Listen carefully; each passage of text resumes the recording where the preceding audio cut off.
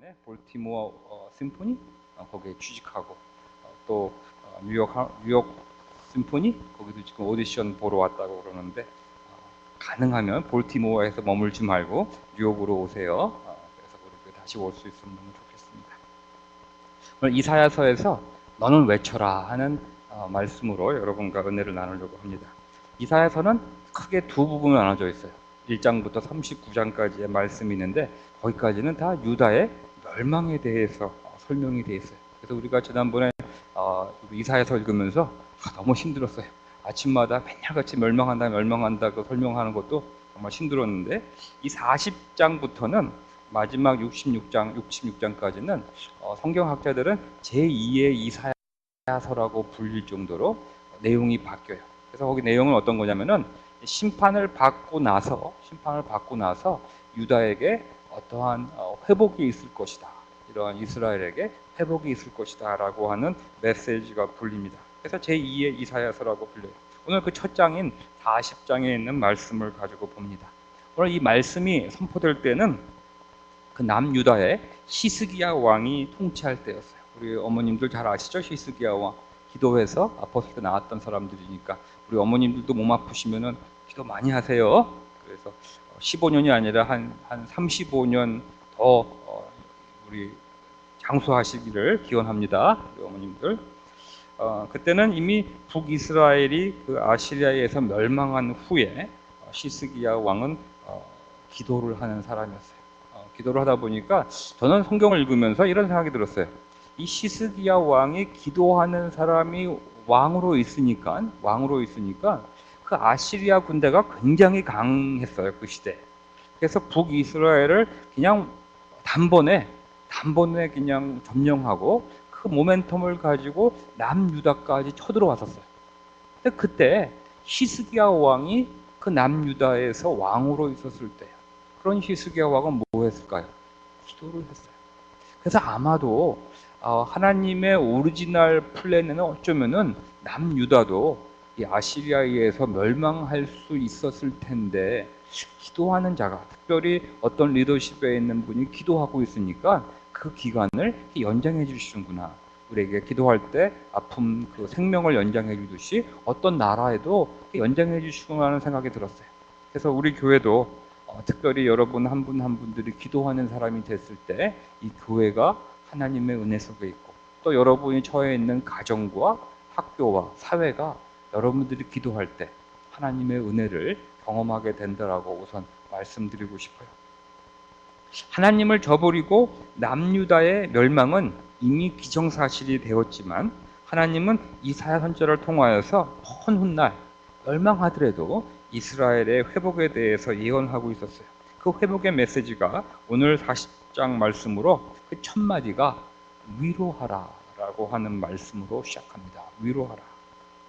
이러한 예언의 말씀이 먼저 주어지고 멸망의 예언과 또 훗날 회복된다라고 하는 그 예언의 말씀이 주어지고 한 130년이 지난 후에 남유다는 바벨로니아에 의해서 철저히 멸망하게 됩니다.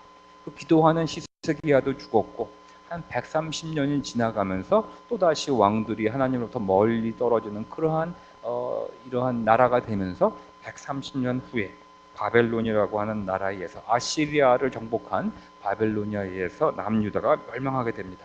예루살렘은 초토화가 되었고 예루살렘 그 유명한 성전은 돌 위에 돌 하나도 남지 않을 정도로 다 돌로 쌓여진 그 성전인데 돌 위에 돌 하나도 남지 않게 완전히 무너져 버리게 됩니다.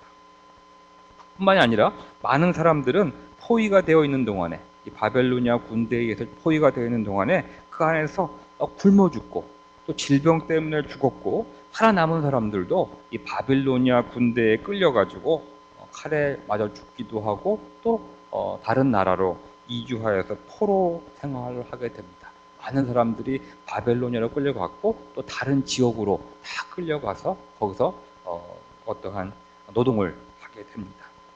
더 이상 소망이라고 찾아볼 수 없는 그러한 상태를 맞이하게 됩니다. 근데 그때 이렇게 소망이 없는 그때 이사야를 통하여서 위로 메시지는 참 신기하죠. 그 이후에 한 몇 년쯤 됐을까요? 한 40년 후에, 40년 정도 후에 이 예레미야 선지자를 통하여서 남유다는 바벨론 포로의 그 디아스포라에서 귀환할 것이라고 하는 또 예언이 이어집니다. 그래서 이 예언의 말씀은 포로 생활 70년 만에 그 페르시아라고 하는 펄시아의 고레스 왕에 통해 가지고 그 유다 사람들이 다시 귀국하는 그러한 것으로 예언이 정확히 일어납니다. 참 이 예언의 말씀이 과거에 이루어져 가지고 그건 뭐 옛날 말씀이지 했는데 정말 정확히 아주 1년도 틀리지 않게 이 이스라엘 역사 속에서 이루어지는 걸 보면서 참 성경에 나와 있는 예언의 말씀을 우리가 잘 공부하고 또 오늘날 우리에게 적용해야 되겠구나라는 생각을 하게 되었습니다. 그래서 오늘 저는 이 성경 말씀의 이 배경을 보면서 소망이라고 찾아볼 수 없는 그 멸망의 길로 떨어지고 있는 남유다에게 미리 예고된 하나님의 위로라고 하는 것은 과연 무엇이었을까 생각하게 되고 또 저 자신에게 한 3가지의 질문을 하게 됐습니다. 하나님의 말씀하시는 그 진정한 위로는 무엇일까? 위로하라 그러셨는데 그 진정한 위로는 무엇일까? 두 번째로는 그런 하나님의 위로를 받기 위해서 우리는 과연 무엇을 해야 되는가? 라고 하는 두 번째 질문을 했고, 세 번째 질문으로는 하나님의 위로를 통해서 우리에게 어떤 변화가 생길 수 있는가라고 하는 그러한 질문 3가지를 해보았습니다. 여러분도 함께 여러분도 더 많은 질문이 있으시겠지만 이따 그 질문은 테이블 펠로우십 하면서 얘기하시고 이 3가지 질문을 한번 먼저 생각해 봤으면 좋겠어요. 하나님이 말씀하신 그 위로는 진정 무엇인가? 그 위로를 받기 위해서 하나님의 도움을 받기 위해서 나는 무엇을 해야 되는가? 세 번째로는 그 하나님의 위로 속에 들어가면 나에게는 무엇이 어떠한 변화가 일어나는가를 한번 생각해 보았으면 좋겠어요. 크리스찬들이 이 세상을 살면서 힘들 수밖에 없다라고 우선 말씀을 드리고 싶어요. 그 이유는 크리스찬들은 구별된 삶을 살도록 이 세상에 보내졌기 때문입니다. 그냥 우리도 세상의 풍조 흘러가는 대로 남들이 다 하는 것처럼 하면 좋겠는데 우리 금요일날 가면 얼마나 재밌는 거 광경 많이 보잖아요. 그렇죠? 금요일날 정말 우리 기도회 끝나고 밖에 나가면 이 교회 앞에서도 참 아주 재밌는 일 많이 있어요.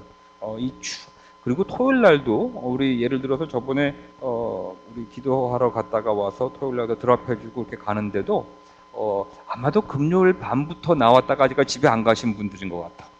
옷장들이 완전히 옷 입은 금요일날 파리 갔던 모습으로 와가지고 뭐 차 앞에 와가지고 뭐 차도 못 가게 하고 뭐 난리를 치는 사람들도 있는데 바로 요 근처에 그런 사람들이 있더라고요. 그렇게 재미있게 세상을 살아가는 것 같아요. 그렇게 세상의 풍조대로 흘러가고 살고 싶은데 우리들도 somehow 하나님의 자녀, 하나님의 백성에게는 이 구별된 삶, 거룩한 성화의 길을 가도록 somehow 기독교인이 되면, 크리스찬이 되면 성령님 하나님이 우리 마음에 해서 어떤 말씀을 주세요. 그래서 과거에는 전혀 신경도 쓰지 않고 그냥 그렇게 살았었는데 세례를 받고 믿는 자가 된 후에는 그게 잘 안 돼요. 그걸 하려고 그러면은 막 몸도 이상하고 하고 나도 몸이 아프고 눌려있고 힘들어요. 그래서 이렇게 처음에는 이렇게 왔다 갔다 하는 생활을 하다가 어느 정도 그런 생활을 보낸 다음에 자기가 다시 이 믿음의 삶 속으로 이렇게 잘 돌아오는 모습들을 저는 보게 됩니다. 이렇게 이러한 우리가 이 힘든 삶을 살아가게 되는 이유는 구별된 삶을 살아가기 때문에 우리의 어떠한 습관은, 우리의 몸의 습관은 옛날의 삶의 방법대로 그 방식대로 살아가고 싶어 하는데 아마 하나님은 우리 안에서, 은혜 안에서 우리를 새로운 성화의 길을, 거룩한 삶을, 구별된 삶을 살아가게 하기 위해서 이 2가지가 우리 안에 다 있기 때문에 힘들 수밖에 없는 것 같아요. 하지만 이러한 힘듦 속에서도 우리 크리스찬에게는 기쁨이 생기는데 그 기쁨은 다른 데서 오는 게 아니라 바로 하나님이 우리가 그런 힘듦 속에서 그런 와중에 있음에도 불구하고 우리와 함께 하시기 때문에 우리들은 그 기쁨을 누릴 수 있을 것 같습니다. 기쁨의 생수가 우리들의 심령 속에서 솟아올지라도 이 세상을 상징하는 그 바벨로니아로 포로로 끌려간 그 디아스포라의 삶을 살아야 했던 이스라엘 백성 마냥 우리들의 이 디아스포라 삶 또한 힘들고 어렵다라고 말씀드리고 싶어요. 절대로 쉬운 건 아니에요. 어렵죠? 살면서 힘들고 며칠 전에 우리 써니가 올린 거 보니까 오늘은 정말 힘들다라고 페이스북에다가 올렸더라고요. 그래서 야, 힘들긴 정말 힘든가 보다. 그렇죠? 우리 그래도 뭐냐, 남자고 제일 큰 오빠 두 번째 오빠인가? 뭐 세 번째 오빠인지는 내가 잘 계산 안 해봤네. 그런데도 살면서 참 힘들다라고 딱 한 줄 쓰는 거 보고, 아, 그래, 크리스찬이 이 세상을 사는 것이 쉽지가 않겠구나라는 생각을 합니다. 힘들죠? 괜찮아요? 만약 힘들지 않으신 분들은 그냥 무심코 살아가기 때문에 그럴 거고, 성화의 길, 정말 그 길을 걸어가려면 쉬운 건 아니에요. 쉽지 않을 것 같아요. 하지만 하나님은 우리가 그러한 힘듦을 겪고 있다라고 하는 것을 알지 못하는 분은 아니신 것 같아요. 그걸 아시는 분 같아요. 그러니까 성경 말씀에서도 제일 먼저 위로하라라고 선포하시는 것 같아요. 위로하라. 그래서 오늘 하나님께서 주시는 이 위로 말씀이 여러분들, 힘듦 속에 있는 여러분들, 물론 다 의젓하고 다 모든 문제가 없는 양 살아가지만, 어떤 분은 이번 주에 회사도 3, 4일 동안 못 나가고 아파서 끙끙거리고 저한테 텍스트를 보내기를, 목사님 정말 힘들어요 라고 보내고, 지난주에는 또 정말 절대로 울지 않을 것 같은 우리 자매는 또 내 방에 와서 엉엉엉 울고, 다들 힘든 것 같아요. 이렇게 힘들 때 하나님께서는 위로의 말씀을 주시기를 원하십니다. 한 소리가 외치고 있는데 우리들의 위로자 되시는 주님께서 우리에게 오실 거라고 외치고 있습니다. 생각을 해보세요. 그렇게 힘들었던 유다 포로 사람들에게, 포로 생활하는 그 사람들에게 예언의 말씀인데, 이 말씀은 지금 우리가 느끼는 이러한 강도가 아닌 것 같아요. 외침이 있는데 우리들의 위로가 되시는 하나님께서 직접 우리에게 오고 계시다라고 외치고 있다고 합니다. 한 소리가 외칩니다. 광야에 주님께서 오실 길을 닦아라. 사막에 우리의 하나님께서 오실 큰 길을 곱게 내어라. 성경은 이 말씀을 우리에게 전하시는데, 그 말씀을 말하시면서 뭐라고 써 있냐면은 그 위로의 말씀을 정다이 말하라 라고 써 있습니다. 정다이 말하라. 여기서 정다이라는 말은 히브리어로는 어떤 뜻이냐면은 마음이라고 하는 뜻을 가지고 있는 단어예요. 다시 말해서 마음을 다해서 이 말을 전해라. 마음으로 이 위로의 말씀을 전해라고 말하고 있고, 공동 번역에서는 다정스레 위로의 말을 전하라고 되어 있고, 우리가 사용하는 표준 새 번역에서는 격려하며 위로하라고 번역하고 있습니다.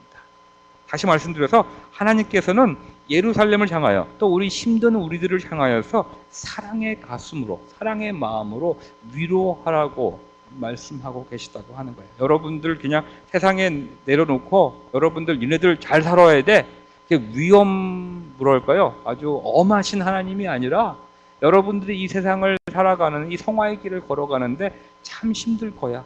육신도 나약해서 병이 들고, 우리 어머님들은 눈도 잘 안 보이고 귀도 잘 안 보이고 옛날처럼 다 건강해서 다 사방 돌아다녔었는데, 요새는 자녀들이 운전 안 해주면 제대로 가지도 못하고 다 이렇게 힘들고 있는데 위로하라고, 또 가슴을 다해서 위로하여 주시겠다라고 말씀하고 있습니다. 무엇을 그토록 가슴으로 말씀하시며 위로하라고 하는 것일까요? 무슨 뜻이 내포되어 있는 것일까요? 이 말씀을 다시 말하면, 한 번 더 말씀드리면, 하나님은 우리들의 힘듦을 너무나 잘 알고 계시다고 하는 것입니다. 그런 우리들의 상황을 가슴으로 느끼고 마음을 다하여 진정한 위로를 주시겠다라고 말씀하고 계십니다. 그냥 하늘 보좌에 앉아 계시며 에고 너들 힘들지, 목사님은 할 수 있는 거 텍스트 보내주면 제가 제일 잘하는 거 뭐죠? 에고 힘들구나 뺏기 나는 없는데, 여러분들 목사님 저 좀 도와주세요 그러면 저 힘들어요. 그러면 제가 하는 제일 잘 쓰는 말이 뭔지 알아요? 에고 너 힘들지. 그것밖에 난 할 게 없는데, 하나님께서는 그냥 그런 말로만 하는 에고 힘들지 정도의 동정이 아니라 힘듦 속에 있는 우리들과 함께 하시기 위해서 우리 주님은 가슴으로 우리에게 다가오시겠다라고 말씀하고 계십니다. 하늘 보좌를 버렸을 뿐만 아니라 우리들의 모습까지 하시고서 우리에게 오시겠다라고 이사야 선지자를 통하여서 지금 우리에게 그리고 포로 생활로 끌려갈 유다 백성들에게 말씀하고 계십니다. 가장 낮은 모습을 마다하지 않으시고 우리 삶 가운데 내려오셔서 우리와 삶을 함께 나누고 싶다라고 하나님께서는 말씀하고 계십니다. 이것을 아마 본 이 히브리서 성경 기자는 이 모습을 어떻게 표현했냐면은 하나님께서는 우리의 나약함을 체휼하지 않으신 분이 아니라고, 다시 말해서 우리의 처지를 이해하고 가볍게 여기시는 분이라고 설명하고 있습니다. 하나님은 여러분 한 분 한 분의 그 힘든 마음, 어려운 마음, 또 가슴이 뻥 뚫린 마음, 지지난주에는 5% 비어있는 마음, 뭔지 안 채워진 것 같아요, 왜 눌려있는 것 같아요, 너무 힘들어요 하는 그 여러분들의 마음을 다 채우하시는 하나님이고, 그분이 여러분에게 한 분 한 분 퍼스널리 여러분에게 다가오겠다라고 말씀하고 계십니다. 주님은 우리 삶에 대한 값싼 말로만 그저 위로하시는 분이 아니십니다. 그분은 그냥 아픈 사람에게 아프지 말씀하시는 분이 아니라 내가 너 대신 채찍을 맞고 너에게 치유의 은혜를 주시겠다라고 말씀하시는 분입니다.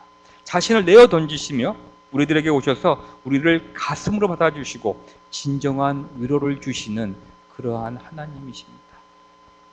이토록 진정 우리를 위로하시려고 친히 내려오시는 하나님을 맞이하기 위해서 광야에서 주의 길을 우리에게 예비하라고 말씀하고 계십니다.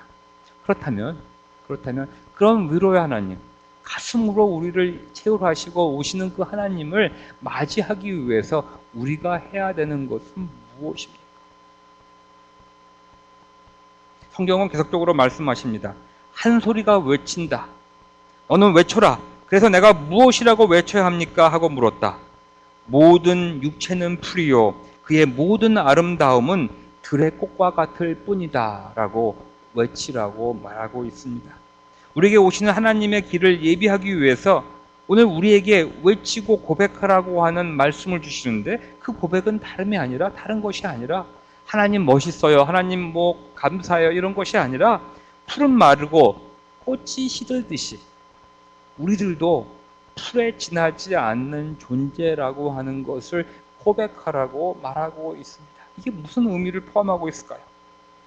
자기를 스스로 지킬 수 있느냐? 우리 세상을 젊은 사람들 특별히 보면, 특별히 공부 많이 하시고 잘 나가고 요새 또 돈 잘 벌고 또 어렸을 때부터 너 혼자의 힘으로 이겨내야 돼, 그러한 거 교육을 받고 이 세상에서 정말 너는 이 힘으로 다 모든 어려움을 극복하고 성공해야 돼, 이러한 교육을 받은 사람들은 그냥 자기 스스로를 자기가 지켜야 하고 지켜야 하는 것이 당연하다고 생각하고, 하나님과 무관한 삶을 살아갈 수 있느냐, 또 세상에 가르쳐주는 그 긍정적인 마인드만 있으면 무엇이든지 이뤄낼 수 있다라고 뻗대지 말고 하나님을 인정하고 하나님께 의존하라고 우리에게 고백하라고 말씀하고 있습니다. 우리는 시드는 꽃과 같고 정말 하나님의 기운을 호흡 불면은 마르는 풀과 같다라고 고백하라고 말씀하고 있습니다. 하나님과 무관하게 살겠다고 그 교만함을 버리고 여기에 우리와 함께 계시는 하나님을 선포하며 그분에게 나아오라고 외치고 계시고 있습니다.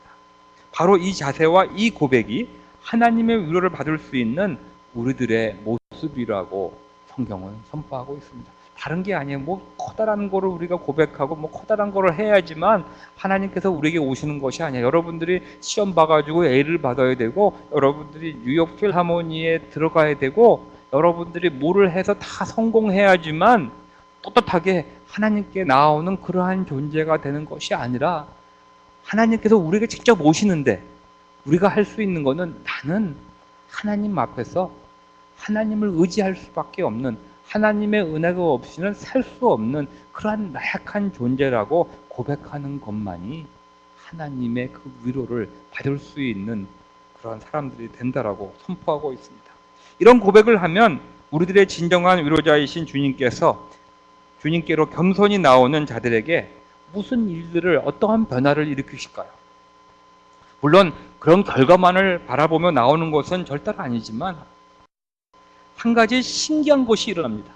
우리가 신비하게도 이렇게 하나님의 하나님께 고백하면 나는 나약한 존재입니다라고 하는 걸 고백하며 하나님을 맞아들이면 아주 신비한 것이 일어나는데 그거는 어떻게 설명할지 모르겠어요. 저도 이게 엔지니어 출신인데 그걸 어떻게 과학적으로 설명할 수가 없어요. 과거에 없었던 마음이고 과거에 없었던 인정함인데 somehow 하나님께 나는 풀과 같고 시드는 꽃과 같습니다. 하나님만 의지하겠습니다. 라고 고백을 하는 그 순간에 아주 신비한 것이 하나가 일어납니다.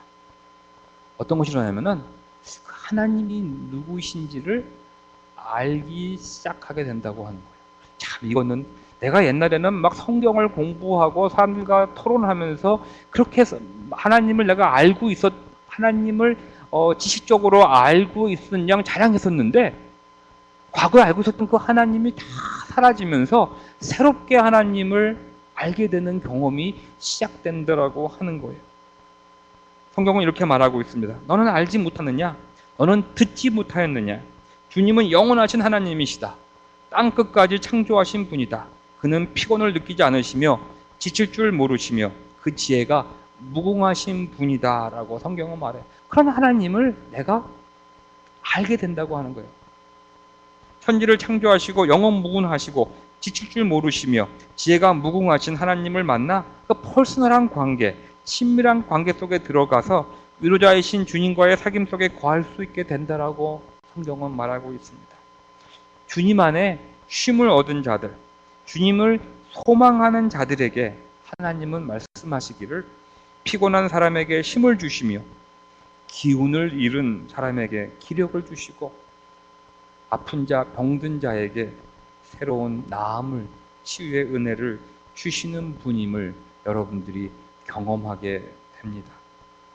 이 세상에서는 여러분들도 이 월스트리트나 이 세상에 나가는 사람들 보면은 비록 젊은이들도 조금 일하다 보면은 피곤하여 지치고 넘어지고 장정들이 맥없이 비틀거리지만 오직 주님을 소망으로 삼는 사람은 새 힘을 얻으리니 독수리가 날개를 치며 솟아오르듯이 올라갈 것이요 뛰어도 지치지 않으며 걸어도 피곤하지 않을 것이라고 성경은 선포하고 있습니다. 여러분들이 그러한 하나님을 만나고 정말 마음속 육신은 잠시 피곤할 수 있지만 영적으로 새로운 힘을 받아서 그 육신의 피곤함까지도 이기고 나아갈 수 있는 여러분이 되기를 기원합니다.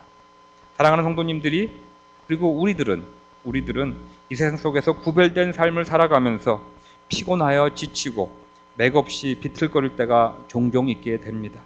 하나님 바로 그런 우리들에게 위로자가 되어 주시기를 위하여 우리에게 오셨습니다.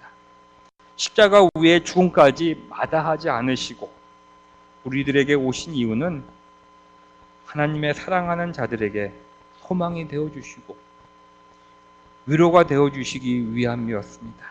그래서 주 예수 그리스도를 소망으로 삼는 모든 자들에게 그들은 새 힘을 얻고 독수리가 날개를 치며 솟아오르듯이 올라가며 뛰어도 지치지 않고 걸어도 피곤하지 않게 하시려고 우리들에게 오셨습니다. 여러분과 제가 이 기쁜 소식을 선포하는 또 하나의 외치는 소리가 되기를 기원합니다. 기도하시겠습니다.